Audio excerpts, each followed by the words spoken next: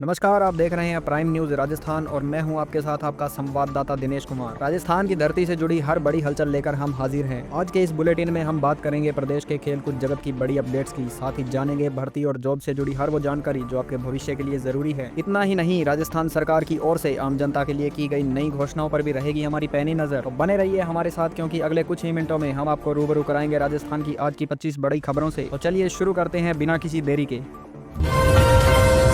राजस्थान में कड़ाके की ठंड और शीतलहर का प्रकोप जारी है। मौसम विभाग ने आज जयपुर, बीकानेर और चूरू सहित 10 जिलों में घने कोहरे का ऑरेंज अलर्ट जारी किया है। उत्तरी हवाओं के चलने से माउंट आबू में तापमान 0 से नीचे चला गया है, जिससे जनजीवन पूरी तरह प्रभावित हुआ है। आगामी 2 दिनों तक प्रदेश में राहत की कोई उम्मीद नहीं दिख रही है।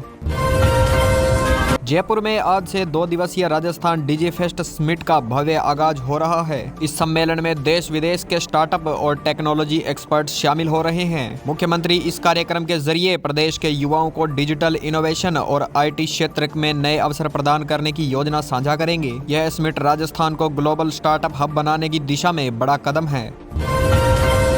राजस्थान लोक सेवा आयोग ने साल 2026 का विस्तृत भर्ती कैलेंडर जारी कर दिया है। इसके तहत जनवरी से सितंबर के बीच कुल 12,294 विभिन्न पदों पर भर्तियां की जाएगी। इसमें लेक्चरर, सब इंस्पेक्टर और कनिष्ठ विधि अधिकारी जैसे महत्वपूर्ण पद शामिल हैं। बेरोजगार युवाओं के लिए यह साल नई नौकरियों की सौगात लेकर आया है, जिसकी परीक्षाएं जल्द ही शुरू होने वाली है।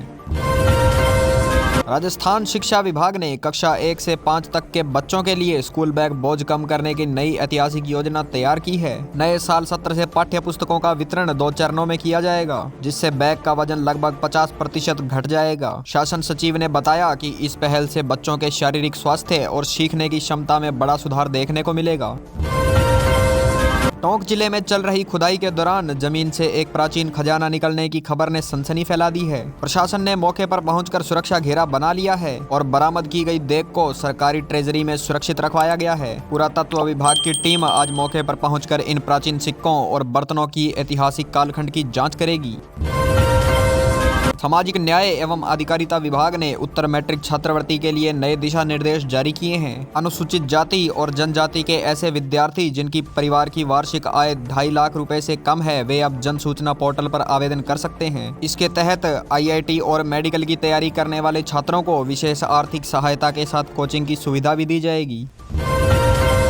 जयपुर पुलिस ने नशे के खिलाफ बड़ी कार्रवाई करते हुए 4 लाख रुपए की स्मैक के साथ एक बड़े तस्कर को गिरफ्तार किया है। आरोपी चप्पल में नशीला पदार्थ छिपाकर सप्लाई करता था और कोडवर्ड का इस्तेमाल करता था। पुलिस अब इस नेटवर्क से जुड़े अन्य लोगों की तलाश में जुटी है। शहर में ड्रग्स माफियाओं के खिलाफ यह अभियान लगातार जारी रहेगा।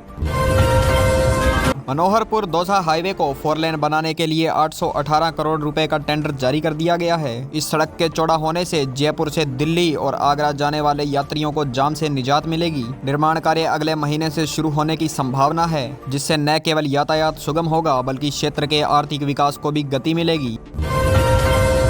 राजस्थान सरकार ने स्पष्ट किया है कि प्रदेश के बोर्ड, निगम और विश्वविद्यालयों में ओल्ड पेंशन स्कीम को जारी रखा जाएगा। वित्त विभाग ने आदेश जारी कर कर्मचारियों के रिटायरमेंट के बाद 50% निश्चित पेंशन की व्यवस्था को सुरक्षित रखा है। इस फैसले से प्रदेश के लाखों कर्मचारियों में खुशी की लहर है, क्योंकि उनकी सामाजिक सुरक्षा अब सुनिश्चित हो गई है। कोटा के चंबल रिवर फ्रंट पर हाड़ौती ट्रैवल मार्ट का आयोजन आज से शुरू हो रहा है। 4 जनवरी तक चलने वाले इस कार्यक्रम का उद्देश्य प्रदेश के पर्यटन को वैश्विक स्तर पर पहचान दिलाना है। इस मार्ट में देश भर के ट्रैवल्स एजेंट और टूरिस्ट गाइड हिस्सा ले रहे हैं। रिवर फ्रंट की खूबसूरती के साथ हाड़ौती की संस्कृति को यहाँ प्रमुखता से दिखाया गया है।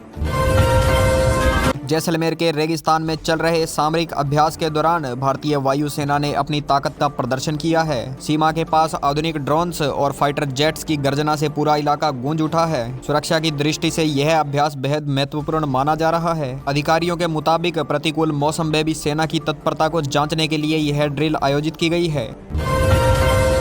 मुख्यमंत्री आयुष्मान आरोग्य योजना के तहत अब रोजगार गारंटी योजना के श्रमिकों को भी जोड़ने की तैयारी पूरी हो गई है। अब मनरेगा में काम करने वाले पात्र परिवारों को सालाना 25 लाख रुपए तक मुफ्त इलाज मिल सकेगा। सरकार ने इसके लिए पंजीकरण की प्रक्रिया को सरल बना दिया है, ताकि गरीब तबके के लोगों को इलाज के लिए कर्ज न लेना पड़े।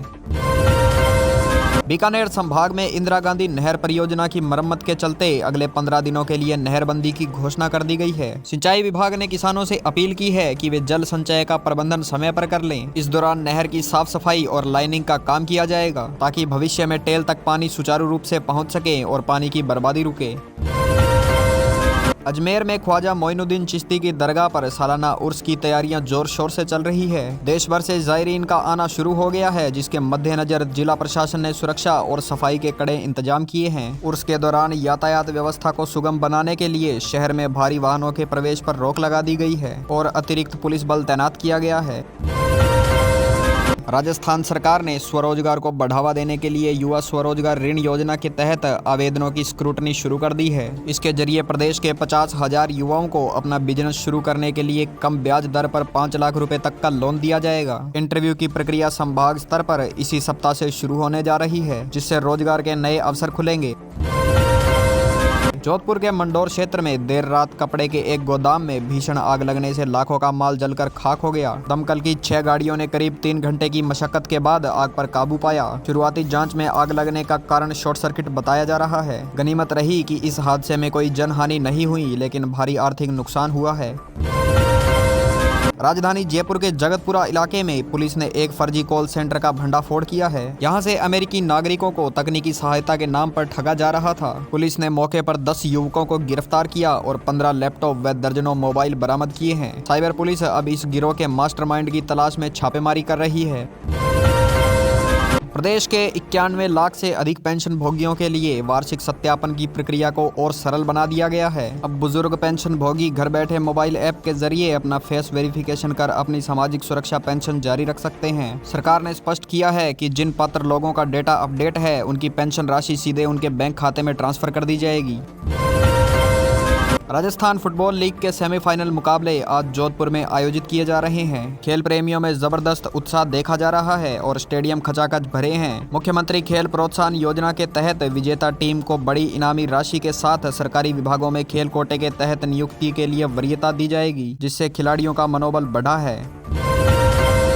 उदयपुर की पिछोला झील के जलस्तर में गिरावट आने से पर्यटन विभाग चिंतित है। सर्दियों में सैलानियों की बढ़ती संख्या को देखते हुए प्रशासन ने वैकल्पिक जल स्रोतों से झील को भरने की योजना बनाई है। इसके साथ ही झील संरक्षण समिति ने नावों के संचालन के लिए नए सुरक्षा मानक तय किए हैं, ताकि पारिस्थितिकी तंत्र को किसी भी तरह का नुकसान न पहुंचे।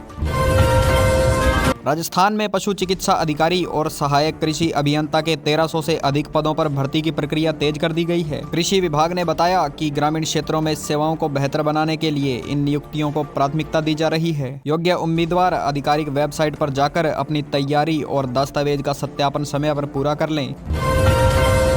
करौली में पुरानी रंजिश के चलते 2 गुटों में हुई झड़प के बाद तनाव की स्थिति बनी हुई है। पुलिस ने इलाके में फ्लैग मार्च किया और शांति बनाए रखने की अपील की है। एहतियात के तौर पर कुछ संवेदनशील इलाकों में अतिरिक्त सुरक्षा बल तैनात किया गया है। पुलिस ने इस मामले में दोनों पक्षों के कुल 12 लोगों को हिरासत में लिया है। झुंझुनू में आयोजित किसान सम्मेलन में कृषि विशेषज्ञों ने उन्नत जैविक खेती के गुर सिखाए। किसानों को पारंपरिक फसलों के साथ साथ औषधीय पौधों की खेती करने की सलाह दी गई है। राज्य सरकार इन फसलों पर विशेष सब्सिडी प्रदान कर रही है। विशेषज्ञों ने मिट्टी की जांच के महत्व को बताते हुए किसानों को आधुनिक कृषि यंत्रों के उपयोग के लिए प्रेरित किया है। मेधावी छात्राओं के लिए कालीबाई भील मेधावी छात्रा स्कूटी योजना की वरीयता सूची आज जारी कर दी गई है। जिन छात्राओं ने 12वीं कक्षा में 60% से अधिक अंक प्राप्त किए हैं और उच्च शिक्षा में नियमित प्रवेश लिया है, वे पोर्टल पर अपना नाम चेक कर सकती है। जिलेवार वितरण समारोहों का आयोजन अगले पखवाड़े में किया जाना प्रस्तावित है। राजस्थान रोडवेज ने यात्रियों की सुरक्षा के लिए 50 नई इलेक्ट्रिक बसों को बेड़े में शामिल करने का निर्णय लिया है। ये बसें जयपुर से अजमेर और सीकर जैसे रूटों पर संचालित की जाएगी। प्रदूषण कम करने और किफायती यात्रा प्रदान करने की दिशा में रोडवेज का यह बड़ा कदम है। इन बसों में महिलाओं और वरिष्ठ नागरिकों के लिए विशेष रियायती पास भी मान्य होंगे।